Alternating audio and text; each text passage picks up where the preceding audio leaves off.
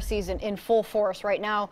You saw that haze floating in the sky all throughout the weekend, and firefighters still have their hands full on the front lines. And then another fire pops up along Highway 26. That fire is burning about 10 miles west of Banks. Highway 26 was closed this morning, but it's now at least partially opened. Our Chris Holmstrom live on top of the coin tower with more. Chris? Hi, good afternoon, Jeff and Jennifer. Firefighters opened up Highway 26 around noon today. At this point, it's only open to one lane with the flagger, so you can still expect delays, but this is one of many fires burning in the Northwest, so I wanted to know if we had enough resources to fight them. The so-called August fire in Banks has now burned about 30 acres. I found out investigators suspect target shooters started it. As you're out there, please be sure that you're curtailing any activities that might create sparks of any sort. Even if you're driving along, make sure you're paying attention to where you are and do not leave the gravel or paved surfaces. It's one of many fires throughout the region. Well, what we're looking at here on the board is how we track our shared resources. Carol Connolly is with the Northwest Interagency Coordination Center. It serves as the focal point for resource coordination.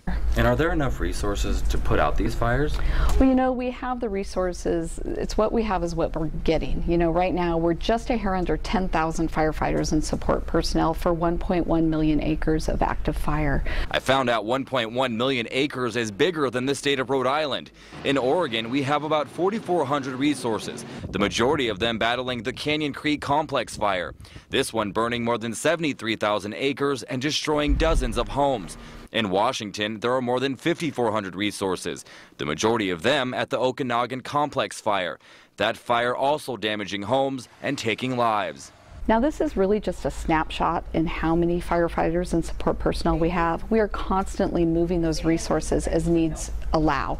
I learned the Northwest will continue to get more resources from around the country, including help from the Oregon National Guard. Last week, on a tour of the Canyon Creek Complex fire, Governor Kate Brown ordered the Oregon National Guard to help battle the fires. They're expected to hit the ground on Wednesday.